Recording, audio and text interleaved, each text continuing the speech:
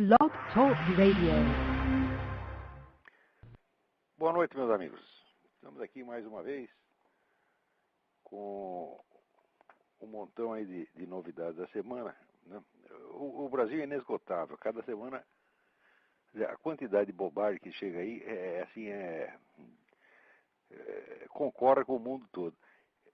Eu acabo de ver aqui esta pesquisa da Folha, saiu faz alguns dias, a votação do maior brasileiro de todos os tempos. A Folha perguntou isso a 200 intelectuais. Eu sei que esse negócio de intelectual, de cultura, é um problema. Quando se refere ao Brasil, né, quando eu ouço falar de cultura, eu saco do meu rolo de papel higiênico, né? Porque a gente já sabe o que vem por aí.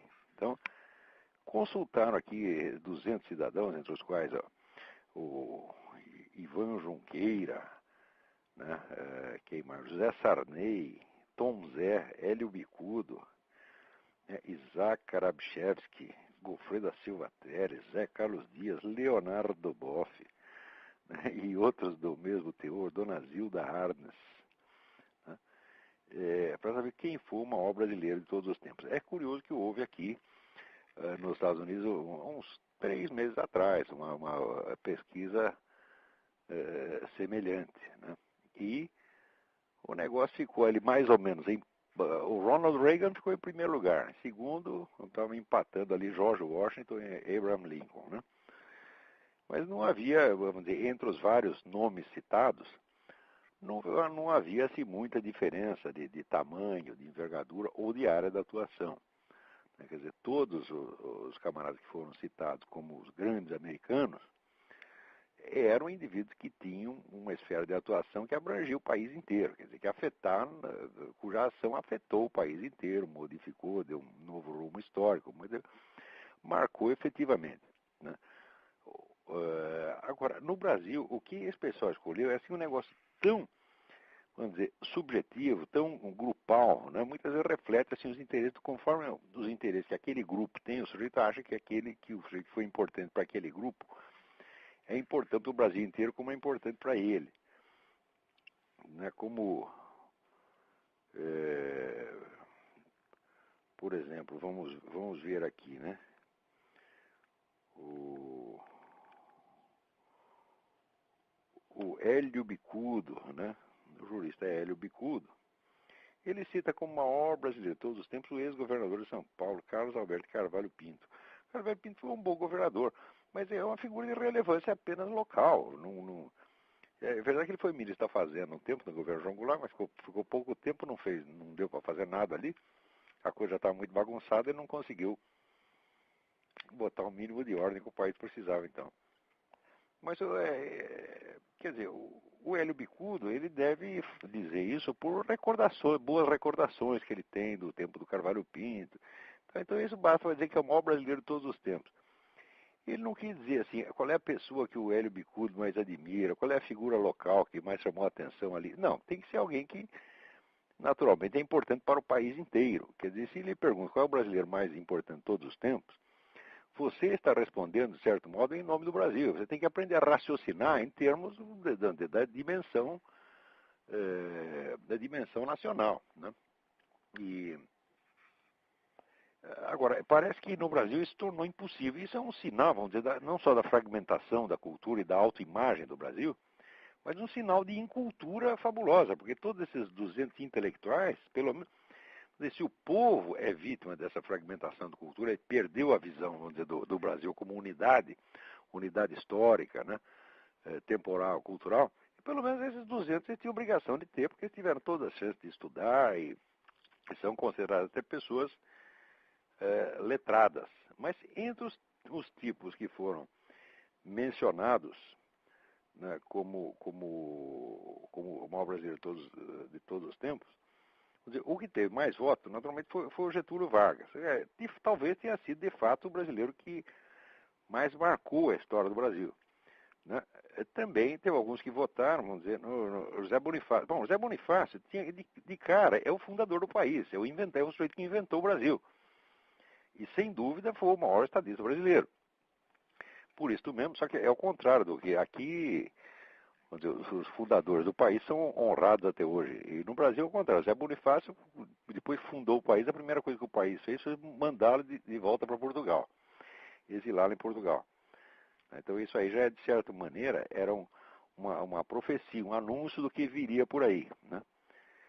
Mas o Getúlio Vargas teve um determinado número de votos, o Zé Bonifácio também teve alguns, Juscelino teve alguns, Machado de Assis teve muitos. Mas teve tanto voto em pessoa insignificante, não que sejam insignificantes em si mesmos, mas insignificantes dentro da escala de Brasil e de história do Brasil. É um país que já tem, não dizer, como existência independente, tem mais de 2 séculos. E na história total, 5 séculos e pouco. Então, a pessoa tem que conseguir pensar nessa escala. Agora, por exemplo, a dona Zilda Arnes votou no irmão dela, no Dom Paulo Evaristo. Eu digo, mas olha, o que o Paulo Evaristo fez? Ele nunca fez coisa nenhuma. O Paulo Evaristo só atrapalhou a vida dos outros, só falou besteira pra caramba. Tá certo? E é também uma figura local. Não marca a história do Brasil dessa maneira. Outros aqui, vamos ver. É incrível. 3 votaram no Lula. Bom, no Lula até admito, porque ninguém pode dizer que o Lula não mexeu com o país inteiro, né? Mas uns aqui põem o Paulo Freire. Eu digo, mas que o Paulo Freire é uma figura de um certo momento histórico, tá certo? E já completamente desmoralizado como educador, até pelos seus próprios colaboradores e discípulos, né? Quer dizer, que era mais um manipulador do que um educador, né? Outros aqui colocam o Tiradentes. Eu digo, olha, Tiradentes historicamente foi insignificante, quer dizer, a Inconfidência Mineira não teve resultado algum, foi historicamente inócuo. Já no século XIX, o grande historiador Capistrano de Abreu já reclamava desse negócio, né?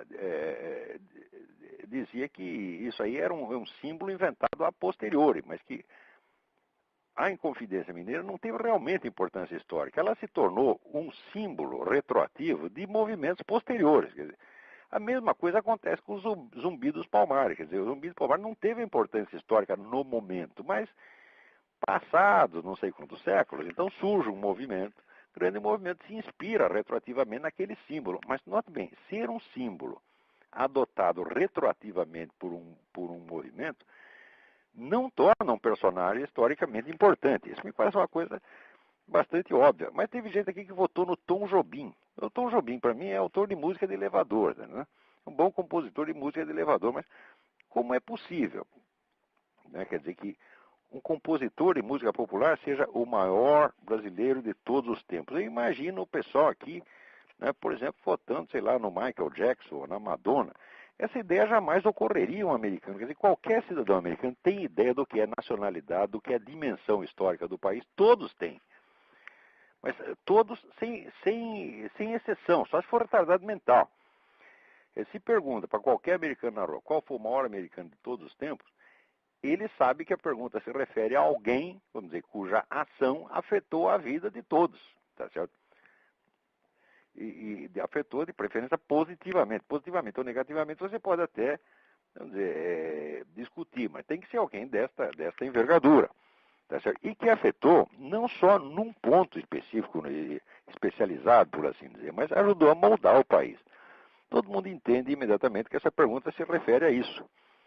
Agora aqui, por exemplo, o Luiz Carlos Barreto respondeu, o maior brasileiro de todos os tempos foi o Mané Garrincha. E como é possível um treco desse? Né? O Garrincha não afetou nem a vida dele próprio. O Garrincha só se ferrou a vida inteira. Tudo que ele fez deu errado, a não ser o que ele fazia em campo, saía do campo, só se azarava. Quer dizer, era o tipo do personagem impotente, ele não agia, né? Ele era agido pelo meio ambiente. Outro aqui, Gerry Dávila, brasilianista, cita o Ademar Ferreira da Silva, aquele que foi campeão olímpico de salto triplo. Ora, o Ademar Ferreira da Silva era compadre da minha família. Ele vivia lá em casa, eu vivia no colo dele, para mim era o meu ídolo, porque era um grande esportista, essa coisa toda. Mas jamais me passaria na cabeça votar no Ademar Ferreira da Silva, só porque ganhou um campeonato olímpico de salto triplo. Não tem sentido. Quer dizer, qual é o efeito de longo prazo dessa ação? É nada isso. Quer dizer, Nós temos aqui 200 intelectuais, entre aspas, que não têm ideia do que são as forças formadoras, forças históricas formadoras de um país. Não são capazes de raciocinar nesse nível. Eles pensam, confundem apenas a sua admiração pessoal com a escala, vamos dizer, a escala do país. É por isso que o país está nessa merda que está. Porque se você pega 200 palpiteiros, né? Então, de certo modo, são palpiteiros profissionais. Eu também sou um palpiteiro profissional. Tá certo? Eu estou no mesmo ofício deles. Eu sou um formador de opinião. Mas justamente porque eu sou um formador de opinião, eu tenho que pensar duas vezes antes de dizer qual é o maior brasileiro de todos os tempos e escolher qualquer sujeito que eu admiro. Eu podia até ter escolhido o próprio Adhemar, quer dizer, era um ídolo de infância. Né? Mas eu não tenho o direito de confundir, quer dizer, as minhas admirações de infância com aquilo que é de interesse do país inteiro. Né? Tem dois aqui que votaram no Zumbi dos Palmares. Um votou no Silvio Santos. O Zé Simão votou no Silvio Santos. Então, gozação, evidentemente, né? Mas o Clóvis Rossi já não votou em ninguém. Falou, ninguém. Quer dizer, não existe o grande brasileiro. Provavelmente o único grande brasileiro é ele mesmo. Então, né? Agora, o Oscar Niemeyer votou, adivinha em quem? É claro que no Luiz Carlos Prestes. O que fez o Luiz Carlos Prestes? O Luiz Carlos Prestes não fez absolutamente nada. Quer dizer, a ação dele foi absolutamente inócua. Já no tempo da coluna, a coluna apenas fugiu. Ela se notabilizou por conseguir escapar do exército, fugir, né, por todo o território nacional e, no fim das contas, não fazer coisa nenhuma. E depois fez um monte de besteira. Quer dizer, você não pode dizer que ele foi uma força formadora do país. Eu vou dizer, bom, até certo ponto foi, porque o Partido Comunista teve uma influência muito grande, mas dizer que isto foi benéfico para o país? Olha, em primeiro lugar, na União Soviética ninguém jamais levou a sério nem o Partido Comunista Brasileiro inteiro, quanto mais o Luiz Carlos Prestes. Eles consideravam esses comunistas brasileiros uns palhaços, tá certo? Porque eram pessoas incapazes de fazer qualquer coisa. E, de fato, a grande influência do comunismo na vida nacional se deve a decurso de prazo, o tempo, e simplesmente a ausência de forças conservadoras organizadas. Mas, quer dizer, não é de hoje que não tem isso. A única tentativa de moldar, por exemplo, um partido conservador foi a antiga UDN. Isso aqui nunca passou, vamos dizer, de uma organização de elite, que tinha elementos de algum valor, mas que, de fato, só conseguia se comunicar com o povo, e mesmo assim precariamente, através de um porta-voz, que era o Carlos Lacerda. Os outros todos só falavam para si mesmos. Né? Então, num país onde não existe direita, e hoje em dia existe menos do que nunca, é muito fácil a esquerda tomar conta. Bom, agora, mudando aqui de assunto, tem aqui um cidadão que me manda uma carta, Miguel Catalão. Olá, esse último texto do Papa está demais, meus parabéns. O Reinaldo Azevedo é muito inteligente, mas ficou claro com o esforço para salvar o Papa. Não há nada a fazer quando a mente não está livre para pensar. Como já escrevi para ele, até a minha empregada sabe que o Papa é eleito pelos homens. Logo é um político. Não resta dúvida que o Papa é um cargo político também. Desde Abraão, passando por Moisés, Davi, etc., sempre foi Deus quem escolheu sem olhar a idade, estatura, condição social, etc, etc. A hora que eu frequento as igrejas mais miseráveis, onde Deus mais fala pelo Espírito Santo, e nunca ouvi lá nenhuma referência aos males do capitalismo. Mas é óbvio, se você começa a falar dos males do capitalismo, tá certo? Isso aí já vale para o exorcismo dos anjos. Você manda os anjos tudo embora. Tá certo? Porque esse negócio de falar mal do capitalismo, tá certo? É coisa de gente de mentalidade doente. Tá certo? Quer dizer, eu não conheço uma pessoa que, em sã consciência, vamos dizer, escolheria viver num regime comunista, a não ser que seja, por exemplo, um espião. O espião, você trabalhou como espião aqui nos Estados Unidos, foi descoberto, bom, então ele tinha que ir correndo para a União Soviética, que só lá poderia sobreviver. Mas escolher, porque dizer que lá a vida é melhor, União Soviética, ou China, ou Cuba, ninguém escolhe, tá certo? Então esse pessoal, tudo tá com hipocrisia e, sobretudo, são meninos mimados, né? E conversa de menino mimado, Deus é que não vai ouvir, tá certo? Então, mas já ouvi inúmeras coisas do tipo, vai chegar alguém conhecido seu para te pedir ajuda e Deus manda te dizer que ai de ti que ajudes, porque ficarás na mesma prova dessa mesma pessoa. Assim como também já ouvi mandar determinada pessoa trabalhar em vez de ficar pendurado nos outros. Então, Olavo, o melhor dos mundos, aquele onde reside, a verdade é estar na dispensação de Deus e ouvir e aceitar o que Ele quer para as nossas vidas. A propriedade não é privada nem pública, é de Deus. Oh, finalmente alguém entendeu isso. Isso é a coisa mais óbvia do mundo, que no Brasil só se conversa essa coisa do público e do privado, né? Quer dizer, eles não entendem nem mesmo, quer dizer, que a noção da propriedade, ela é relativa em si mesma. Quer dizer, a propriedade de um, ela é definida pelos limites que os outros têm. Quer dizer, a propriedade não é a propriedade no sentido econômico, no sentido jurídico, não é propriedade como no sentido lógico. Por exemplo, o homem tem a propriedade de aprender gramática. É uma propriedade que, vamos dizer, não tá, é algo que não faz parte da sua essência, mas que decorre dela, né? A propriedade no sentido jurídico não é propriedade no sentido lógico. Quer dizer, é uma coisa acidental, que é acrescentada de fora, e que é definida negativamente, tá certo? Então, é óbvio que em si mesma a propriedade não pode ser privada nem pública. E evidentemente é de Deus, claro. Muito bem.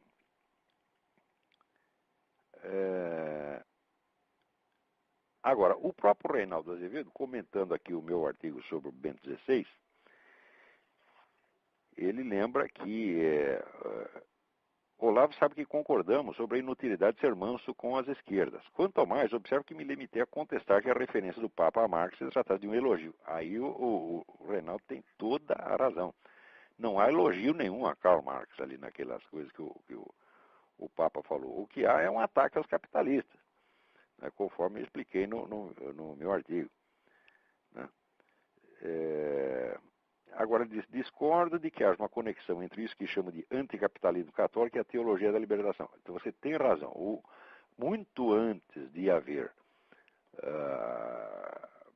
a teologia da libertação, já havia uma tendência anticapitalista dentro da igreja. Desde o século XIX isso é notório. Tá certo? Parte, especialmente porque eles se apegavam muito, vamos dizer, à doutrina de São Tomás de Aquino, a ideia do preço justo, etc. Se bem que o próprio São Tomás de Aquino, como ele diz o que é o preço justo, mas ele não diz como se encontra o preço justo. E daí os escolásticos portugueses, que eram absolutamente notáveis, logo depois fizeram esta observação de que, não havendo um critério objetivo de fixação do preço justo, a única maneira é deixar por conta do mercado. Tá certo? E de fato tem sido assim desde que o mundo é mundo. E eles disseram isso 2 séculos antes de Adam Smith. Mas parece que a chamada doutrina social da igreja jamais prestou muita atenção nisso. Embora a igreja defenda a propriedade privada, ela sempre teve alguns problemas, vamos dizer, com a questão dos juros, às vezes porque a gente vê que os doutrinários católicos não entendiam direito como é que funcionava o negócio, né? Não entendia bem o princípio do lucro. Aliás, eu escrevi sobre isso, um artigo chamado Capitalismo e Cristianismo. Quer dizer, se Santo Tomás de Aquino tivesse lido von Mises, concordaria inteiramente com von Mises, né? Aliás, von Mises não, o Eugen von Böhm-Bawerk, tá certo? Ele já diz que a questão, vamos dizer, dos juros é o seguinte: a diferença do pobre e o rico não é só que um tem mais dinheiro e o outro tem menos. É que o pobre precisa do dinheiro na hora e o rico pode esperar para gastar depois. Entendeu? Então, a diferença aí é que um sujeito empresta o dinheiro ao outro, ele está dando um dinheiro atual em troca de um dinheiro meramente virtual. Tá certo? E no tempo decorrido, vai ter uma passagem, vamos dizer, como diz, da potência ao ato. Tá certo? Então, é justo que o sujeito seja remunerado por isso. Não tem nada de errado nisso, não. Mas a pessoa da igreja ainda tinha reservas quanto a este ponto. Mas o Reinaldo tem razão. Quer dizer, não há uma... A teologia da libertação é um filhote, vamos dizer, exagerado e monstruoso deste anticapitalismo que já havia na Igreja Católica desde o século XIX. Porque a igreja tinha um lado anticapitalista, mas muito mais anticomunista. E esse pessoal que pega esta brecha e explora, né, essa pequena semente anticapitalista que tinha na doutrina da igreja, eles pegam e exageram isso até virar tudo do avesso e transformar numa apologia do comunismo. Viu muito bem.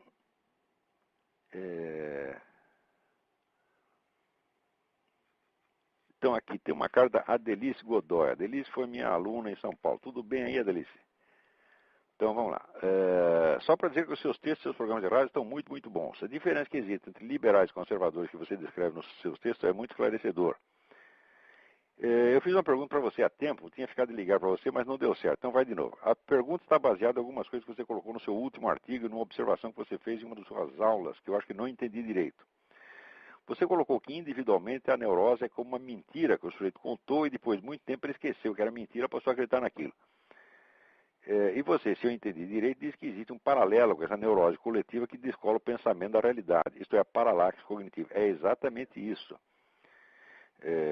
Você diz que em algum momento alguém mentiu deliberadamente e que depois as pessoas passaram a agir acreditando genuinamente na mentira contada. E houve um primeiro mentiroso.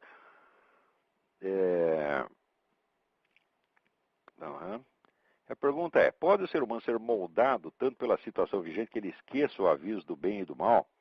A gente não tem intrinsecamente o sentido claro do bem e do mal dentro de nós mesmos? Bom, Adelice, aí é o seguinte, uma coisa é você ter o instinto do bem e do mal, esse instinto todo ser humano tem, a não ser que seja um sociopata completo. E geralmente tem, quer dizer, nós temos a aptidão para discernir o bem e do mal, mas essa aptidão é como a aptidão que nós temos para andar. Se aprender a andar, todos nós temos uma capacidade, mas se ninguém te ensinar a andar, você vai ficar andando de quatro. O que acontece, vamos dizer, com os tais meninos lobos, né? Se um menino é adotado por uma alcateia de lobos, ele sobrevive. Por quê? Porque o leite da loba serve para ele. E a loba, de fato, alimenta a criança. Mas ele fica andando de quatro o resto da vida. Quer dizer que a capacidade para fazer uma coisa, ela não aparece, ela não se manifesta sozinha. Então, essa capacidade para discernir o bem e o mal, nós de fato a temos. Mas ela pode ser atrofiada se não for, vamos dizer, treinada no devido tempo. E, em segundo lugar, essa questão que eu estou falando da mentira esquecida, que a definição, aliás, não é minha, é do meu falecido amigo e mestre, o Juan Alfredo César Müller, que dizia, a neurose é uma mentira esquecida na qual você ainda acredita. Eu acho essa definição absolutamente perfeita, e acho que ela vale tanto para os indivíduos quanto para as comunidades. Então, o que a Adelice pergunta é se esse senso inato que nós temos do bem e do mal não seria uma espécie de vacina contra esta mentira esquecida. Fala, não é não, Adelice. Porque você discernir o bem e o mal é uma coisa, e você discernir uma questão de fato, uma veracidade ou falsidade de fato, é outra operação completamente diferente. Quer dizer, aí você precisa ter todas as informações. Ademais, a capacidade de discernir o bem e o mal não quer dizer que você vai escolher ser necessariamente o bem. Você, no começo, você escolhe o mal sabendo que é mal. Tá certo? Depois, aos poucos, você não aguenta. O seu arrependimento fica muito. E o próprio instinto que o ser humano tem pelo bem o faz com que ele passe a nomear o mal de bem. Quer dizer, porque vamos dizer, as várias virtudes, elas não operam necessariamente em consonância. Elas podem entrar em conflito umas com as outras. Tá certo? Por exemplo, vamos dizer, o desejo que o sujeito tem de ser honesto, puro, etc., pode ser nele, por exemplo, mais desenvolvido do que a coragem, ou a coragem ser mais desenvolvida do que a honestidade. Isso é sempre possível. E quando você tem um pequeno defasar entre uma virtude e outra, elas já viram um problema. Né? Então, essa coisa da paralaxe cognitiva, aliás, isso vai ser exatamente esse ponto que você está mencionando aqui, vai ser assunto da minha próxima aula no dia 18, na aula por videoconferência em São Paulo. Quer dizer, como é que a partir, vamos dizer, do século XVI, cada filósofo, cientista, etc., ficava tão entusiasmado com alguma novidade que ele tinha descoberto, que às vezes não percebia que aquilo estava entrando em contradição total, né, com tudo que ele mesmo fazia e acreditava na vida. Né? Por exemplo, o fato de que nessa época todo mundo tentasse matematizar a imagem da natureza, quer dizer, reduzir todos os fenômenos naturais a equações matemáticas, né, contrasta com o fato de que justamente nesta mesma época eles começaram a separar a geometria de astronomia, porque antigamente se entendia onde a geometria como o estudo do espaço real. A partir daí começa a ser meramente um espaço formal, um espaço ideal. Né? Quer dizer, mas se você está separando a geometria da realidade, como é que no mesmo instante você está buscando, vamos dizer, com fórmulas geométricas ou matemáticas, a raiz e o fundamento da realidade? É pior ainda.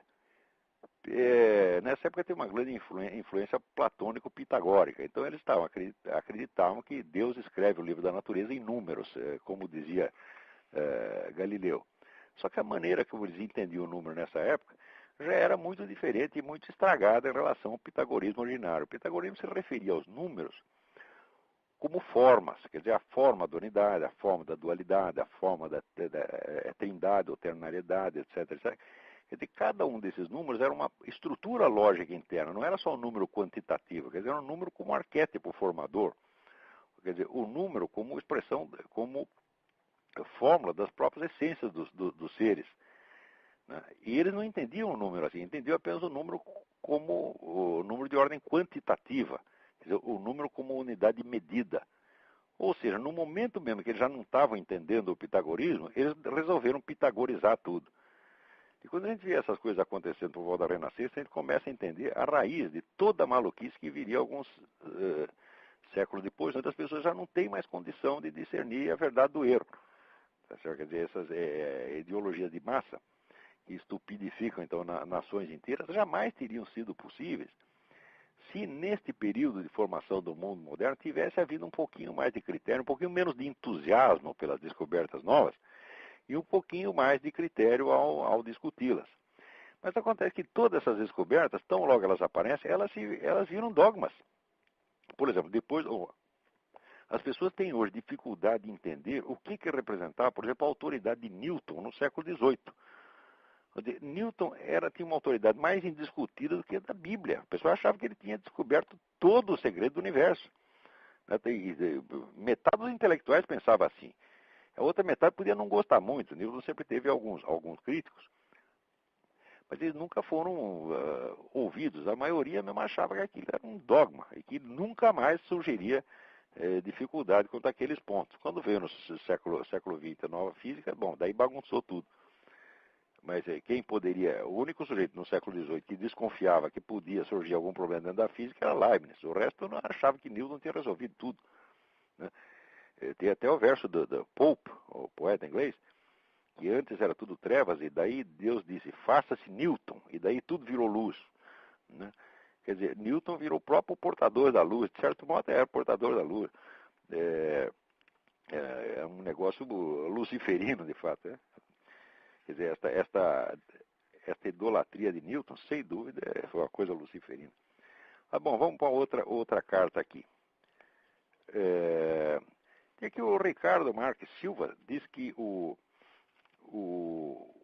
sogro dele é um médico homeopata paulista que diz que me conhece e eu fui cliente dele. E me manda lembrança. Só pode ser, então, o Dr. Carlos Armando de Moura Ribeiro, que não só era um grande médico, mas um grande homem.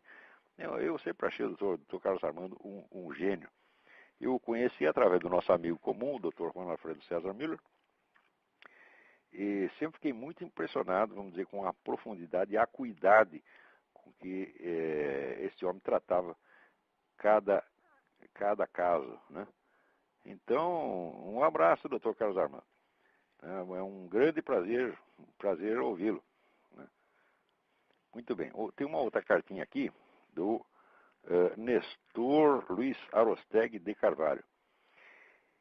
Essa carta é muito importante. Ele disse que gostaria de tratar de um livro que descobri casualmente na estante de um amigo. Trata-se de A Mistificação das Massas pela Propaganda Política, de Sérgio Chacotin, publicado aqui pela Civilização Brasileira. Mais do que nunca esse nome parece irônico ou sarcástico. Em 1967, com tradução de Miguel Arraes, do original publicado pela edição Gallimard em 1952. Na ocasião não pude ler todo, pois estava apenas passando o fim de semana.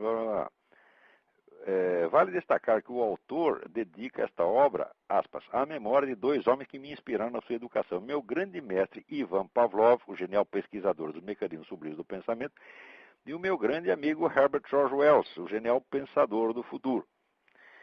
E nesse livro ele apresenta a receita de construção do novo mundo, trata a história desse movimento até então e mostra os planos de ação para o futuro, que não por coincidência descreve exatamente o que aconteceu em seguida nas décadas de 60 em diante até os dias de hoje. O estímulo ao conflito de gerações da década de 60, o feminismo, o combate ao racismo, entre aspas, como forma de desagregar a sociedade para melhor conduzi-la, no melhor estilo dividir para conquistar, o sindicalismo nos movimentos sociais, a doutrinação das novas gerações através da escola, da cultura e das artes, fundamentado no conceito de condicionamento pavloviano. De fato, Nestor, você tem toda a razão, eu tinha até me esquecido desse livro, mas quando ele se baseia, né, no Pavlov, quer dizer, por um lado, toda esta manipulação das massas, de fato, tem como fundamento inicial a questão do reflexo condicionado. E quanto ao Herbert George Wells, foi o sujeito que escreveu, vamos dizer, uma pá de livros, né, traçando o plano do que ele chamava do mundo planejado. Né? O planejamento global foi uma ideia do Wells, e essa ideia pegou. O Wells tem discípulos em toda parte até hoje, até mencionei, né, no programa passado. Quer dizer, esse foi o grande inspirador de todo o socialismo fabiano e inspirador do negócio da nova ordem mundial.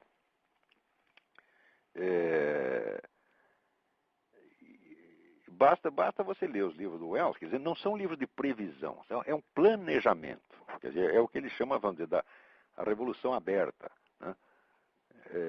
E isso está sendo posto em prática diante dos nossos olhos. E ainda tem gente que diz que isso é teoria da conspiração. Como conspiração? Está aqui o plano, está sendo executado publicamente, na cara de todo mundo.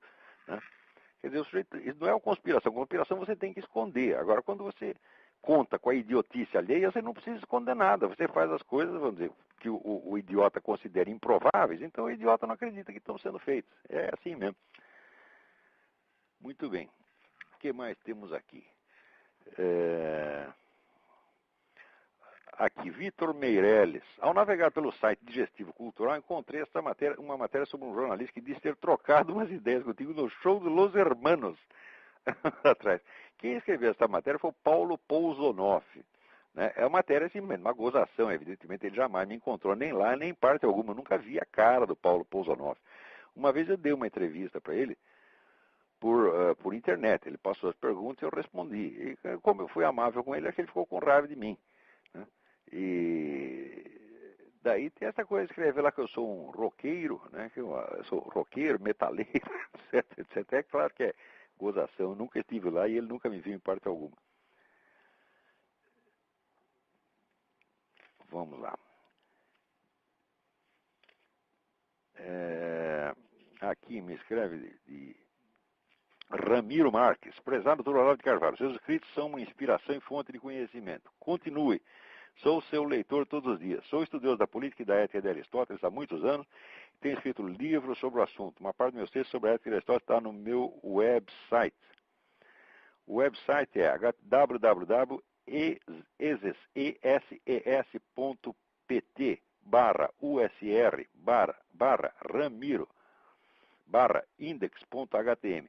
Vale a pena dar uma olhada. Esses trabalhos deles são realmente muito bons. Eu agradeço muito a sua carta e a indicação, sobretudo a indicação do seu site, Ramiro. Quanto a esse negócio de continue, pode deixar que eu mal estou começando. Muito bem. Vamos lá.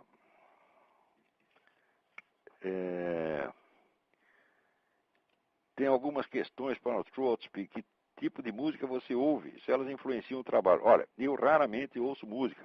E quando ouço, eu ouço sempre as mesmas. Em geral, eu ouço Bach e Wagner. E eu gosto de música caipira. Música caipira brasileira, música caipira americana. Né? E música folclórica antiga de qualquer nação europeia. Eu gosto de tudo isso. Quer dizer, eu gosto do que é bem popular e do que é bem erudito. Tudo que está no meio, eu não gosto, não. Quer dizer, essa coisa que o pessoal chama de popular, mas que na verdade é música industrial, né, que vai aí do Tom Jobim, Madonna, né, Michael Jackson, tudo isso aí para mim é perda de tempo. Aqui, Rômulo Viana, mais uma vez você está com a razão. Os militares de hoje, de sandálias e bermudas, perderam o poder moderador, a liderança. Virou uma atividade lúdica e a política. No livro Ideais Traídos, do general Silvio Frota, prefaciado por seu filho e meu amigo dileto Luiz Paragana da Frota, fica claro quando começou essa deterioração. Será reversível Olha, Romulo, não tenho a menor ideia, mas o negócio está ruim.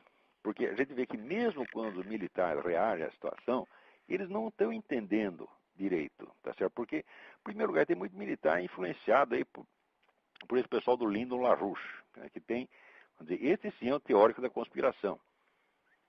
Ele acredita que é uma conspiração contínua dos capitalistas que começou em Veneza, quer dizer que a pessoa, ele chama todo mundo os venezianos, né?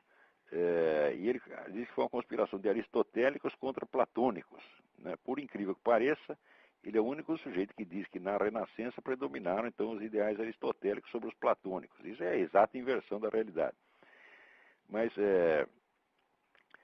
então, o pessoal, por exemplo, tem muita gente que acredita na história dos controladores, né? Eu devia até estar lendo no site do Jorge Serrão, porque os controladores, então com isso ele quer dizer esses grandes capitalistas que são os inspiradores, criadores e inspiradores da nova ordem mundial, mais ou menos na linha do Herbert George Wells. E eles acreditam nessa coisa de controladores, e tudo que acontece eles atribuem aos controladores. Falam, olha, eu já expliquei e vou explicar de novo. Planos de governo mundial existem e estão em execução, mas não é um plano só, não é unívoco.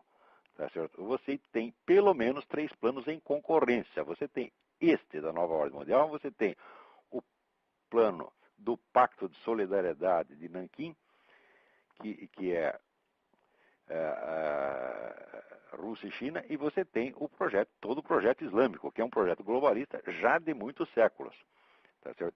Eles não operam em conjunto, tá certo? E você tem ainda o que eles chamam o novo século americano, que não é bem um projeto de governo global, é um projeto global, mas não de governo global, que é o projeto dos nacionalistas americanos, que gostariam que os Estados Unidos tivessem, vamos dizer, uma posição hegemônica, mas não como governo mundial, tá certo?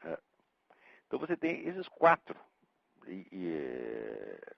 planos mundiais em plena concorrência e às vezes conflito aberto.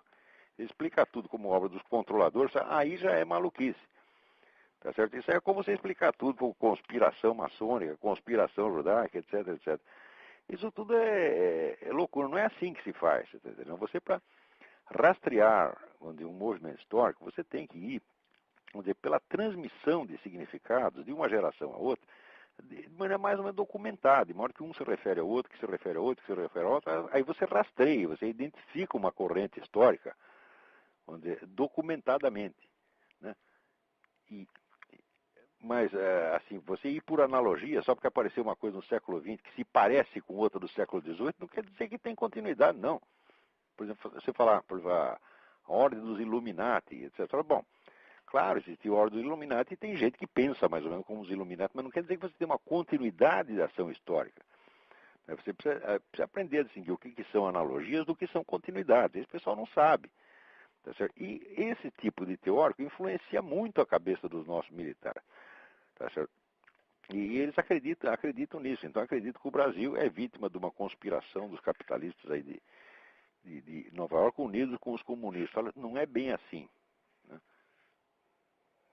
Então, como sempre, o problema do Brasil é a falta de cultura. As pessoas não estudam, elas não leem livros. Eu lembro que uma vez eu disse numa classe que um estudioso precisava ler pelo menos 80 livros por ano, as pessoas quase me bateram, ficaram assustados, né? Acharam que eu queria massacrá-los. E então, assim não dá, quer dizer, se não ler pelo menos 80 livros por ano, você não vai conseguir acompanhar o que está acontecendo. Muito bem. Agora, uma coisa que aconteceu esta semana, antes de passar para outra carta, né? Vejam que coisa. Uma das principais líderes feministas, aqui saiu na Folha, uma das principais líderes feministas do alto escalão da rede de organizações feministas que está por trás da promoção do aborto no Brasil, acaba de escrever uma carta aberta ao ministro da Saúde para que ele reconsidere a sua insistência em promover um plebiscito para legalizar o aborto no Brasil. Por que ela está fazendo isso? É simples. O ministro foi falar de negócio de aborto em Fortaleza, foi vaiado, o pessoal vaiou. Tá certo? Saiu uma pesquisa da Datafolha mostrando que o brasileiro é maciçamente contra o aborto, contra a eutanásia, contra essa porcariada feminista, abortista, sua loucura gay, essa lei da mordaça gay. Ninguém quer isso, pô. O pessoal pode até aceitar a ideia de casamento gay, tá? Aceita com restrições, tá entendendo? Mas a lei da mordaça gay ninguém quer, muito menos que abortismo e eutanásia, etc.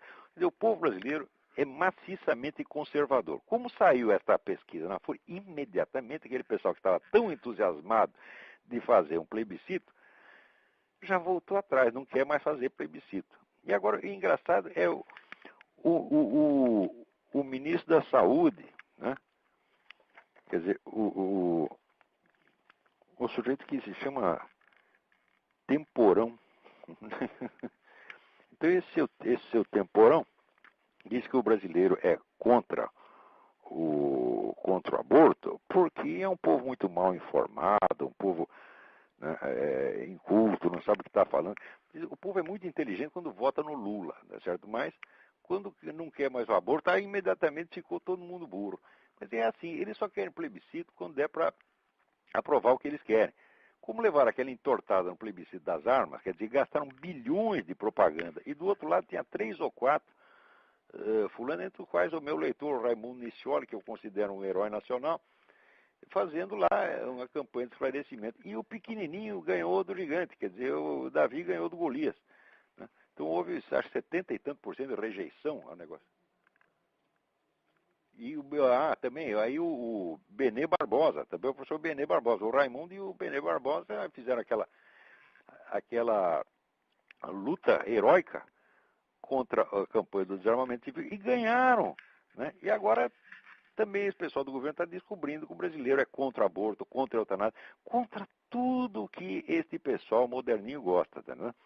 Contra todo o programa da nova ordem mundial, a qual é representada no Brasil pelo PT e pelo PSDB. E se faltar muito, pelo PFL também. Né? No Brasil é o país mais puxa-saco da ONU que tem no universo. Tudo que a ONU manda fazer, a gente faz direitinho. Né? Agora, esse pessoal, vamos dizer, eles não têm mesmo vergonha na cara. Quer dizer, eles querem o plebiscito, mas quando eles dizem que vão perder o plebiscito, eles não querem mais. Né? Mas que sacanagem, como é que pode ser? Ai, meu Deus do céu. Diz que aquela senhora Michele, que tinha aquele puteiro lá em Brasília, né, agora, diz que ela abriu um puteiro em Londres. E o puteiro também chama Brasília. Né? E diz que tinha uma mocinha lá, chamada tal de Sabrina, que chegou a atender 27 clientes por dia. Diz que estavam ganhando, sei lá, diz que milhões, né? Acho que era 200 mil libras por ano, uma nota preta. Né? A polícia foi lá e fechou o negócio. Mas olha, se você pegar todos os espermatozoides que foram gastos no puteiro Brasília, em Londres, não dá para fabricar o número de filhos da puta que tem na política brasileira. Gente que é assim, quero plebiscito, plebiscito, plebiscito. Daqui a pouco faz uma pesquisa e vamos perder o plebiscito, não quero mais. Quer dizer, gente que não aceita a regra do jogo, gente que só quer estar por cima sempre. A democracia é o seguinte, consiste em você, às vezes, estar por cima, às vezes, estar por baixo. Quer dizer, um partido sobe, governa, depois perde a eleição, vê o outro e faz o contrário do que ele fez, corrige os erros dele, e depois o outro partido corrige os erros do outro, e assim por diante. Isso é que é a democracia. Quer dizer, a democracia é a rotatividade do poder, mas rotatividade, ele só quer rotatividade no motel, você está entendendo? A rotatividade é lá no puteiro Brasília, em Londres. É só esse tipo de rotatividade que eles querem. Oh, meu Deus do céu. Agora, eles não gostam que falem mal deles, não. Quer dizer, é que nem esse pessoal gay. Quer dizer, o gay agora, eles querem ser, vamos dizer, a única conduta humana que é proibido criticar vai ser a homossexualidade. Quer dizer, é incrível, né? Vai virar uma conduta privilegiada. Você pode falar mal de tudo, você pode falar mal da religião, você pode falar mal da polícia, você pode falar mal do casamento, você pode falar mal da sua mãe, da mãe do outro, mas falou do homossexualismo, você vai pra cana. Essa lei é tão absurda, que ela não deveria nem ser cogitada. Nem ser cogitada. Uma pessoa, nenhum grupo humano tem o direito de querer uma lei que proíba falar mal dele. Porque senão eu vou fazer uma lei, vou começar a fazer uma campanha, fazendo uma lei que é proibido falar mal do Olavo, porra.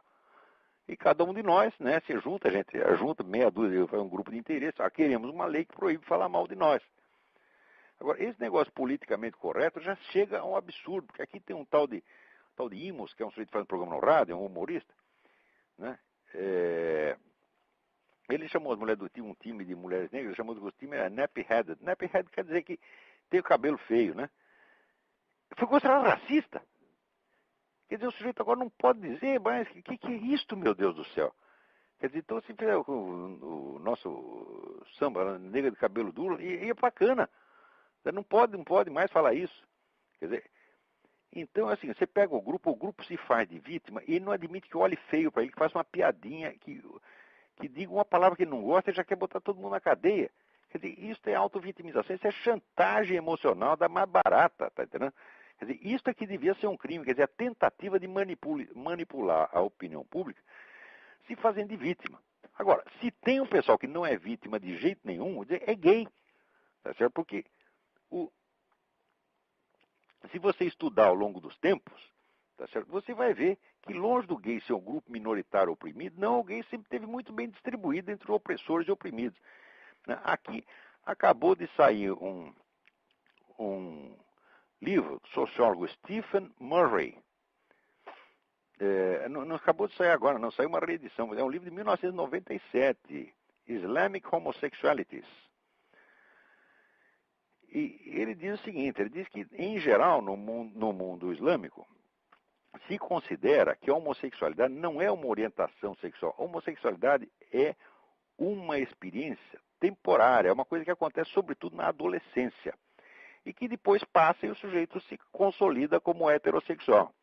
Então, por isso mesmo, ali não existe um preconceito nem contra o homem mais velho que transa com o mais jovem, tá certo?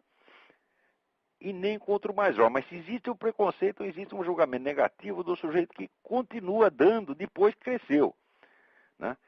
Eu não sei se isso pode ser generalizado para o mundo islâmico inteiro, mas é mais ou menos uma coisa que vem da cultura greco-romana, que teria, segundo esse Stephen Murray, teria se conservado mais ou menos no mundo, em vários países islâmicos, tá certo? Então, eu acho que isso aí tem um fundo de verdade. Eu sempre achei que esse negócio de homossexualidade é coisa de moleque, tá entendendo?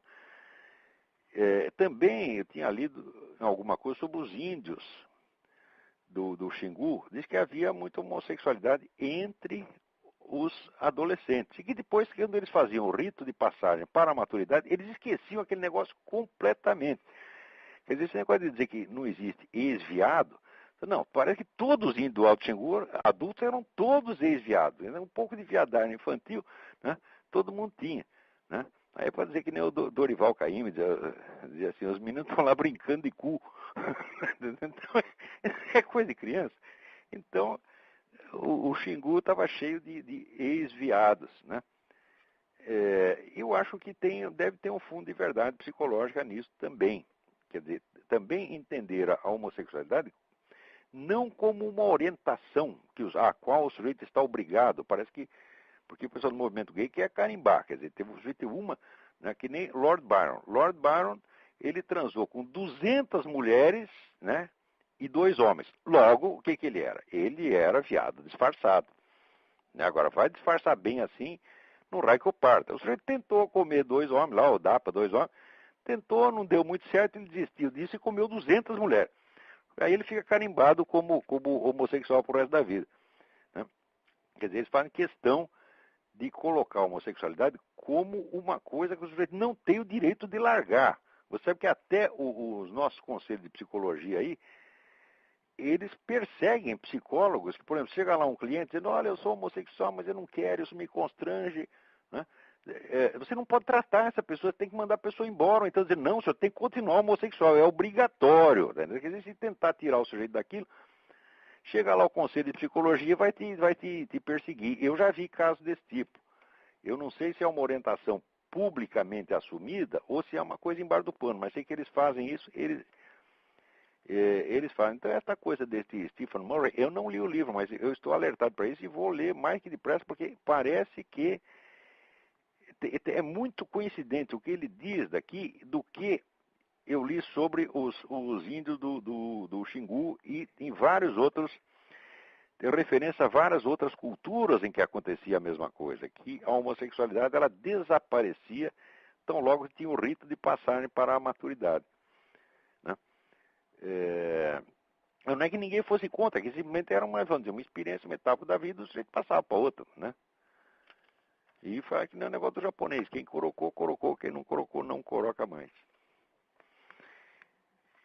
Então, vamos lá, aqui outra pesquisa, a eutanásia é reprovada por 57% da população.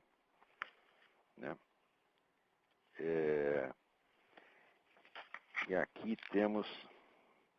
Olha, aqui tem um negócio interessante. A Emanuele Carvalho me manda uma carta dizendo que a 51ª sessão da Comissão da Condição da Mulher na ONU, em 2007, exigiu, aspas, a eliminação de todas as formas de discriminação em relação às meninas, discriminações que levam ao infanticídio feminino e à seleção sexual pré-natal.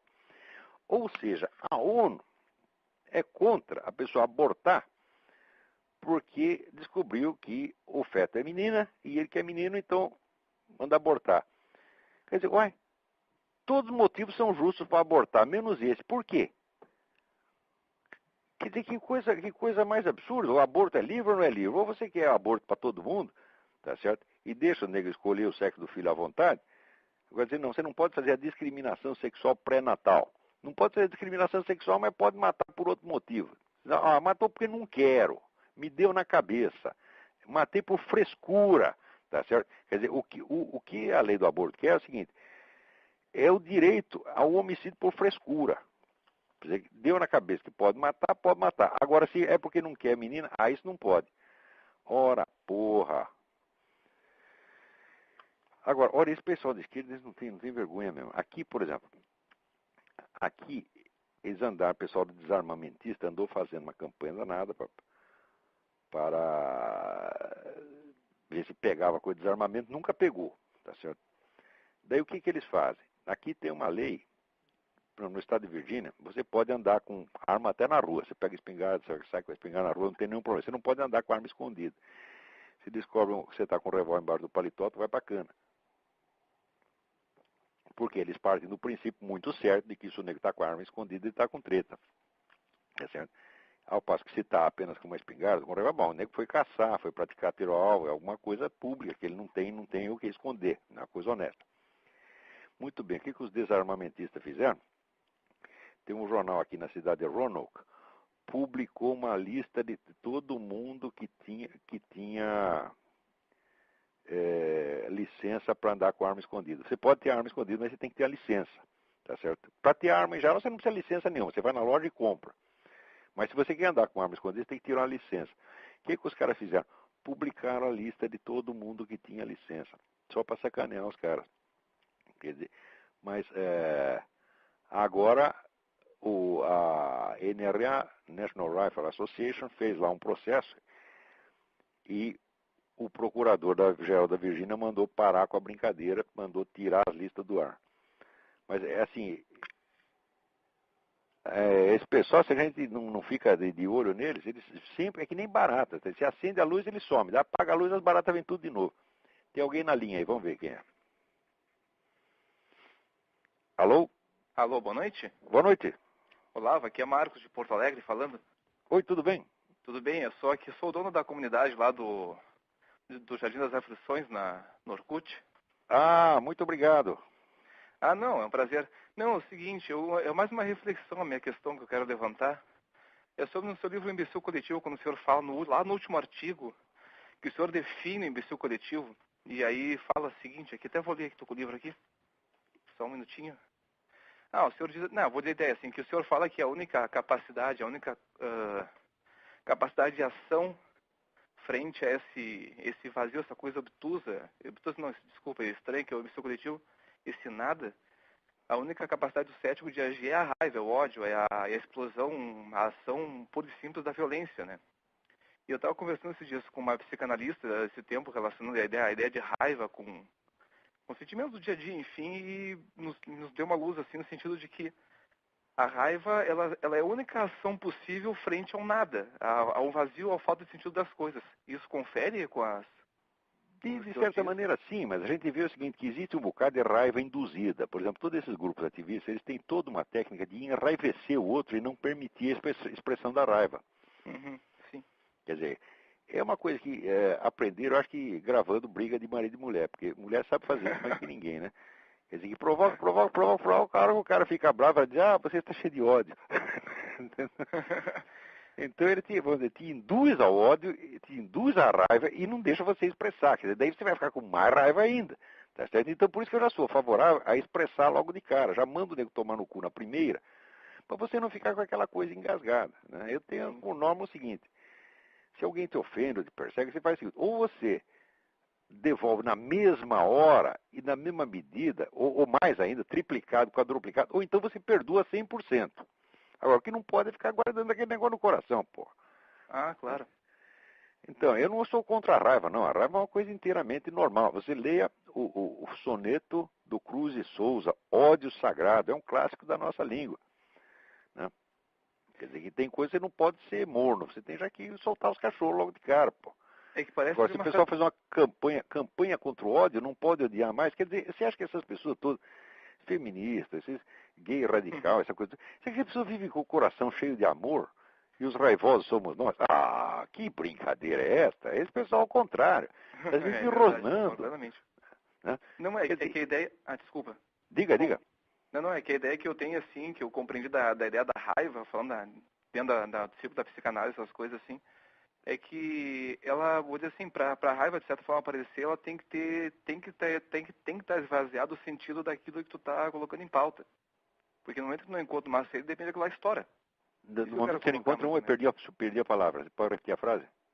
Não, é que se o que tu coloca de ideia não tem sentido, eu vou dizer assim, se tu não tem uma saída de forma a expressar qualquer sentimento que seja, isso acumula e estoura. Então, claro. Existe uma relação básica, acredito, entre o sentido de tudo que se diz, enfim, do que se sente e da falta dele com a raiva, no caso.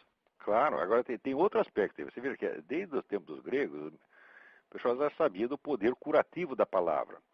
Aquilo que você não consegue verbalizar, aí fica, vamos dizer, se agitando dentro de você, e você não sabe o que é aquilo.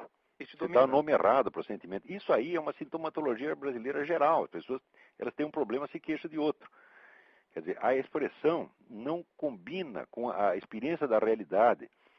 Quer dizer, a língua está muito estereotipada. Você só pode repetir aquelas mesmas fórmulas que saem no jornal e isso está ficando cada vez pior. Então você não tem os nomes apropriados para dar as coisas.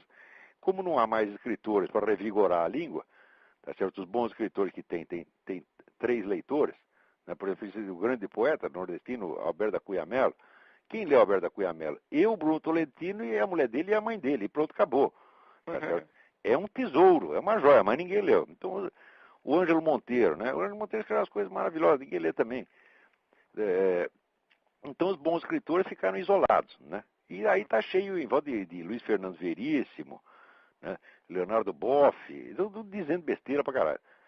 Então, a língua perdeu a expressividade. Quando perde a expressividade, as pessoas não conseguem mais expressar a sua experiência real. Então, elas falam de outras coisas, falam de estereótipos. Naturalmente, os sentimentos não verbalizados, vamos dizer, eles entram num processo como num forno, né? Sim.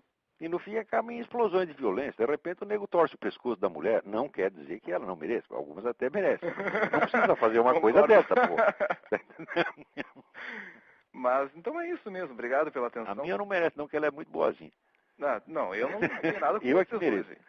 Mas alguma experiência que eu tenho, algumas realmente merecem uma torcidinha, pelo menos no braço. Isso aí tem um manual islâmico, né? Como é que você deve bater na sua mulher. Tem um sujeito aí passou não, muito obrigado. Prefiro ficar cristão mesmo. Tá bom assim.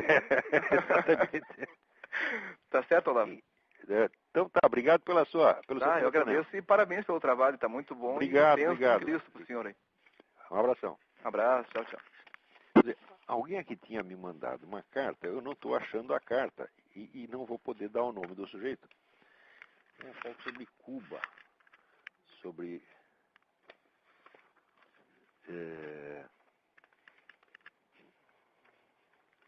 dando uma dica aqui. Olha, eu não vou conseguir citar o nome do cidadão porque eu não estou achando a carta, mas eu me lembro claramente dela. Dizendo o seguinte, vocês vão no YouTube e procurem o título Las Torturas de Fidel. E vocês vão ver lá, né, as entrevistas do pessoal que fez lá o Livro Negro da Revolução Cubana, contando, né, todo o horror, a tortura incessante de prisioneiros que é em Cuba. Não é essa tortura de brincadeira que nem os caras fazem em Abu Ghraib, não é esse negócio de botar calcinha na cabeça do fulano, não. Peidar na cara dele, não é isso não. É tortura de... tá aqui, tá aqui. Rafael Guimarães. Rafael, muito obrigado pela dica, isso é muito importante, isso tem que ser divulgado para todo mundo. Procurem no YouTube, o título é Las Torturas de Fidel. São vários e-mails, né? E também, bom, tem vários ali, todos eles, incluindo entrevistas com o cidadão que está montando este livro negro da Revolução Cubana. E, então, com isto, encerramos aqui o nosso programa. Sobraram algumas cartas importantes aqui, eu vou ver se a semana que vem eu leio aqui, mas por hoje já acabou o nosso tempo. Então, muito obrigado a todos e boa noite.